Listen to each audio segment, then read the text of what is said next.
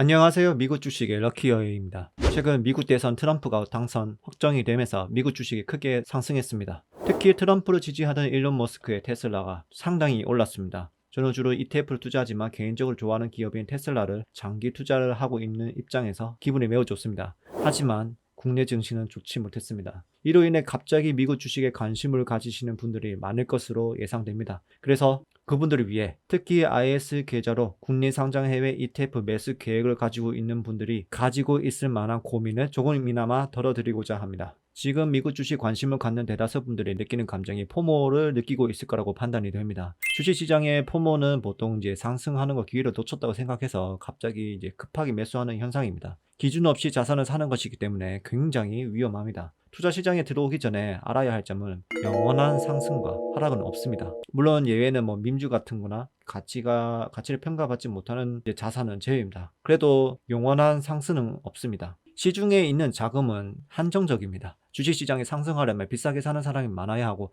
하락하려면 싸게 파는 사람이 많아야 합니다. 이러한 점을 고려했을 때 10년 정도의 장기 관점에서는 언제든지 매수해도 괜찮습니다. 하지만 지금이 IT 버블, 리먼 사태와 같은 상황이라면 고점을 회복하려면 길게는 7년, 짧게는 5년이 걸릴 수도 있습니다. 그 시간을 견딜 수만 있다면 한 방에 투자해도 되지만 그렇지 못한다면 주식, 부동산, 채권, 현금 이렇게 비중을 관리하면서 분할 매수로 평균 단가를 형성하는 것이 더 현명합니다. 이번 영상의 핵심은 IS 계좌로 국내 상자 해외 ETF 매수에 고민하시고 있는 분들에게 도움이 되었으면 좋겠습니다.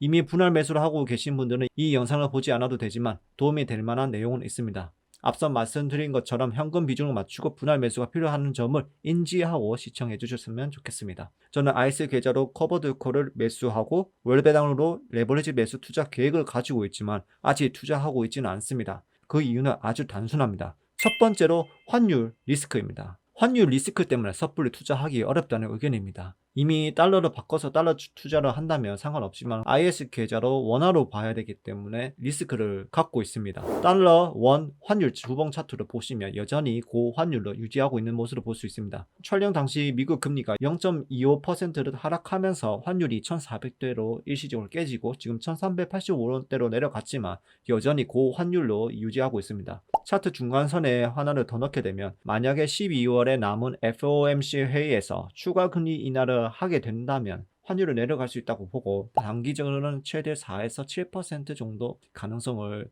두고 시나리오를 세우고 있습니다. 그래서 개인적으로는 한국 금리가 미국 금리 인하를 했다고 따라 금리 인하를 하지 않고 동결을 하면서 금리 격차를 조금 더 줄였으면 좋겠습니다. 우리나라 입장에서는 환율의 안정이 필요하고 고환율을 장기적으로 유지하는 것은 좀 좋지 않다고 판단하기 때문입니다. 두 번째로는 지수가 너무 비싸다는 점입니다. 나스닥 주봉 차트를 보시면 각도가 상당히 가파릅니다. 물론 장기적으로 투자한다면 크게 의미가 없다고 보지만 미국 주식 5년차 경험으로는 현재 비싸다는 의견입니다. 이미 자산 비중 관리를 하고 있기 때문에 오히려 현금화해야 하는 쪽으로 더 고민을 하지 지금 시기에는 매수를 생각하고 있지 않습니다. 개인적인 기준은 2020년 저점, 2022년 금리 인상으로 저점을 이은 파란색 선 부근에 온다면 사고 싶습니다. 하지만 주봉 차트를 보고 있기 때문에 그 기간은 상당히 길 수 있습니다. 그래서 최소한 중간 정도에 오기 시작한다면 1차 매수로 계획을 세우도록 합니다. 마이너스 13%에서 15% 정도 될 수 있겠네요. 투자를 할 때 우리가 마트에 가면 살 수 있는 상품을 비유해 보면 좋습니다. 현재도 비싸지만 최근에 사과값이 엄청 비쌌습니다. 그때 비싸면 우리는 사 먹기보다는 저렴한 과일을 찾습니다. 저렴하고 세일을 하고 있는 과일에 수요가 많아지면 또 비싸질 수 있기에 그때 즐길 수 있는 유일한 기간입니다. 그래서 마트에서 세일한 상품은 잘 팔린다면 일반적으로 저렴한 가격을 누리기 위해 적극적으로 사먹고 세일을 하지만 수요가 없으면 과일의 상품성이 떨어지고 결국 떨이 상품을 가는 경우가 많아지고 거기에서 수요가 다시 늘게 되면 떨이 상품을 사지 못해서 세일 상품을 사게 되는 구조이죠. 주식시장도 마찬가지입니다. 그런 관점으로 봐야 됩니다. 내가 기준을 세워놓은 그 가격이 왔을 때 앞으로 더 세일을 할 것인가 아니면 저가 매수가 많이 들어와서 다시 오를 것인가 더 생각을 해봐야 됩니다. 투자는 올라가는 것을 생각하기 전에 최악의 리스크가 무엇인가 생각하는 것이 첫 번째라고 생각합니다. 앞에 내용을 간단하게 원화 투자를 했을 때 리스크를 정리하면 세 가지 경우가 있습니다. 원화 기준으로 주가가 하락했을 때 환율이 하락하느냐 아니면 보합 상승이 있습니다. 표를 보면서 설명하겠습니다. 주가가 하락하고 환율이 같이 하락한다면 단기적으로 마이너스 18% 이렇게 되고, 나스닥 커버드 콜 연배당 11%는 가정하면 시간 가치는 약 16개월, 환율이 보합일 경우에는 12개월, 환율이 올라와 준다면 8개월 정도 시간 가치를 환산할 수 있습니다. 그런데 이미 1,400원대의 환율에서 5%나 오른다면 이제 환율이 1,470원이 되는데, 그렇게 되면 한국 경제가 좀 힘들지 않을까라고 생각이 드는데, 이런 경우는 없었으면 좋겠습니다. 최소한 환율이 어느 정도 내려와줘야 IS 계좌로 국내 상장 해외 ETF 매수를 고려해 볼 수 있는 겁니다. 하지만 물론 더 올라갈 수도 있습니다. 그리고 포모를 느끼겠죠. 상승장이든 하락장이든 적립식으로 매수하게 되면 투자한 기간의 평균 가격이 형성이 되는 겁니다. 예시 자료로 보겠습니다. 투자 기준은 목돈 3천만원 시작하고 1년 동안 월 250만원 12회 매수입니다. 목돈이 없으신 분들은 매월 적당한 금액의 12회 매수라고 생각하시면 됩니다. 상승장, 하락장, 분할 매수 시 평단가입니다. 상승장 기간은 2020년 12월부터 1년,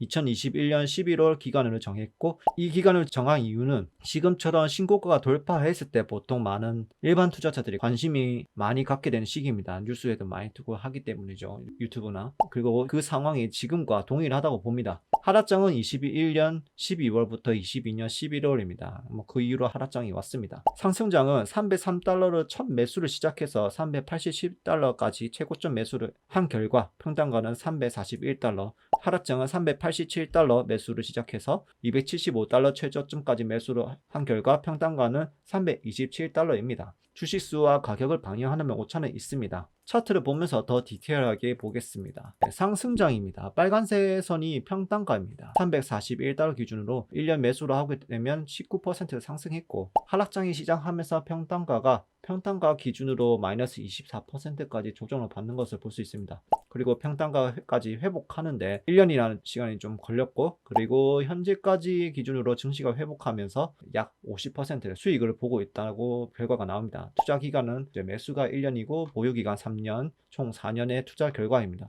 하락장입니다. 1년 동안 적립식 매수해서 평단가는 327달러 기준이고, 적립식 매수 끝난 시점이 마이너스 18% 수익률을 보고 있고, 평단가까지 회복하는데 126일이 걸렸습니다. 상승장보다는 더 빨리 회복을 했죠. 그리고 현재까지 기준으로 수익률은 57% 수익으로 보고 있다는 결과입니다. 투자 기간은 매수 1년, 보유 2년, 총 3년의 결과입니다. 적립식 매수는 상승장, 하락장 모두 도움이 됩니다. 그 기간 동안에 투자도 공부하고 특히 심리를 다룰 수 있는 마음의 크기를 키우기 위한 시간입니다. 매수 기간 1년 동안 하나하나씩 배우고, 이제 매수가 끝난 시점에서는 나의 현금 비중과 자산의 비중을 확인해서 비중을 조절할 것인가 아니면 그대로 보유를 할 것인가 판단을 해서 앞으로 더 좋은 결과를 내기 위해서 노력을 하는 겁니다. 그렇다면 이제 상승장에 봤을 때 내가 비중이 너무 주식에 물려 있으면 좀 분할로 이제 현금화를 하든지 아니면 이제 뭐 다른 자산을 옮겨도 되고, 이제 하락장에는 반대로 이제 적립식 매수했는데도 주식의 비중이 너무 적다 하면 조금 더 저가 매수로 할 수 있는